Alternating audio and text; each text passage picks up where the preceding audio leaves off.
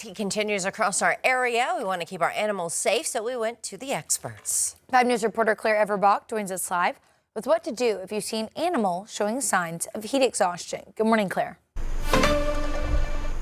Good morning, Tiffany. Joe, whether it's an animal left in a hot car or you see an animal struggling in the heat, Animal Services says acting quickly is critical. When the temperature reaches 90 degrees or above, it becomes particularly dangerous for an animal. Some people think that keeping their animal outside of a hot car is enough, but that's just the first step. It's important to try to keep them indoors as much as possible. If you see an animal showing signs of heat exhaustion, the first thing to do is to call your local animal shelter or animal control. While help is on the way, they say you can begin cooling the animal down, but it's important to do so safely. Too much water at once can be dangerous.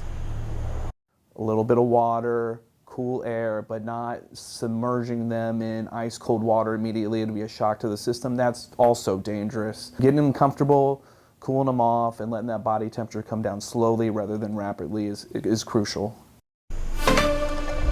If you have to take your animal outside for a walk, try to not do it on asphalt or concrete because that can burn their feet. Animal Services says when it is this hot during the summer months, they typically receive at least one phone call a day, whether that's related to an animal in a hot car or there's an animal outside struggling.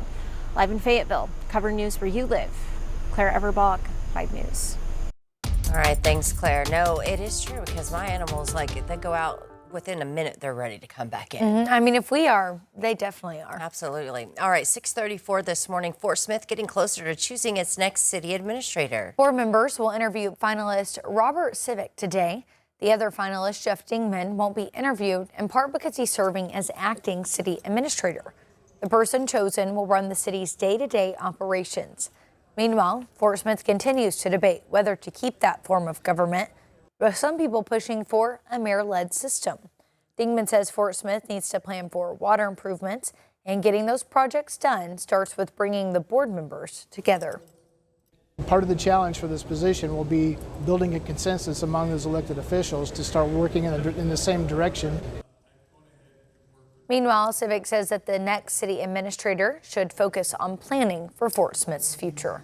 I would assume Fort Smith wants to continue to grow because in local government you're either growing or you're denying, and you need to look at that from a variety of standpoints. From economic development, money makes things happen, so it is important.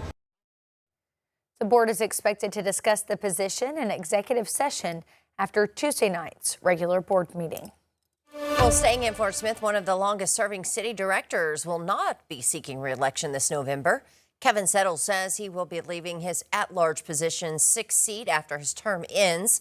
Now, Settle has been on the board for the past 20 years and said in a statement he's proud to have served alongside 3 mayors and 21 fellow city directors. He cited family reasons for the decision, asking for privacy during this time. Well, today, Stacey Lee Drake, the man accused of multiple murders in Oklahoma, will be in Sequoyah County Court. Drake was arrested after being accused of murdering Tara Underwood and Taylor Sharp at LaFerry's Propane in Gans back in 2024. Months later, he was charged with murder for the death of Philip Emerson in Canadian County, Oklahoma. He has pleaded guilty to all 3 murder charges and now faces a 4th murder charge in Alabama in connection with the death of Russell Andrews. This morning's court hearing is scheduled to start at 10 a.m. We'll keep you posted on what happens. His jury trial is scheduled for February next year. Well, the family of the woman who died in custody of Washington County deputies is working to make sure proper care happened. Tuesday, Arkansas State Police said that Jordan Furcho showed signs of possible drug ingestion and was pronounced dead after being taken to a hospital. Furcho's family says that they want a full timeline of what happened and whether proper procedures were followed. Her mother says that the family was told she died at the jail, while ASP's public statement says she was pronounced dead at the hospital. I hope they didn't neglect my daughter. I hope that they did what was right. That is what I am hoping. So I'm not saying all bad them, and I'd like to think they did the right thing. Furcho's mother says that she was a mother herself and struggled with addiction. The Washington County Sheriff's Office says it cannot comment while state police investigates. Well, happening today, our dot is calling attention to a crime that can happen anywhere: human trafficking. For World Day Against Trafficking in Persons, the department is lighting its headquarters blue and asking Arkansans to wear blue as well. Experts say learning the warning signs, speaking up, and reporting suspicious behavior could save lives. A Washington County judge allowing an appeal to be dismissed that challenged plans for the new Ramey Junior High in Fayetteville. The school district plans to build a new school along College Avenue to help keep up with the growing student population. But several neighbors have raised concern about increased traffic and possible flooding. Earlier this year, the city council denied an appeal of the school's development plan shortly after nearby resident Shelby Rogers filed a lawsuit. This week, the judge granted the city's request to dismiss the case, citing a lack of standing.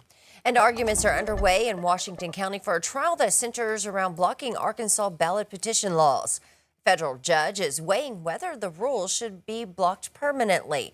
Two of the major laws in question require canvassers to request photo ID from a person signing a petition and reading aloud a warning that petition fraud is a criminal offense.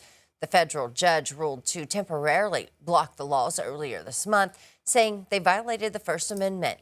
3 state voting advocate groups are suing to permanently ban those laws now. Testimony started on Tuesday.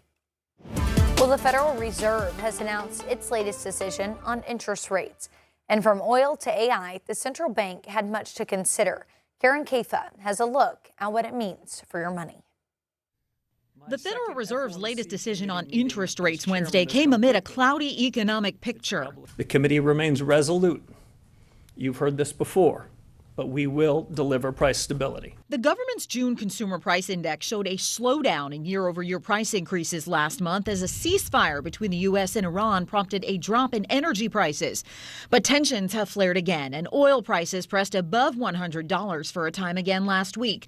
It's an inflationary dynamic the Fed can't control. At the core of Iranian strategy, I think, lies the desire and attempt to maintain pressure on global energy markets and by extension on the U.S. economy. That's left the Fed to mull over how long energy inflation may stick around, and consumers feeling a double squeeze of elevated inflation and possibly elevated interest rates to try to keep it in check, making borrowing more expensive. I think we all have to assume that inflation is here for a while, higher rates are here for a while, rates may go up further, and so we have to make our decisions going forward as though this is where we are and we're not going to see relief for a while, just in case. The Fed has also been eyeing a creep in AI-related inflation. Data centers are driving demand for electricity and construction supplies and workers.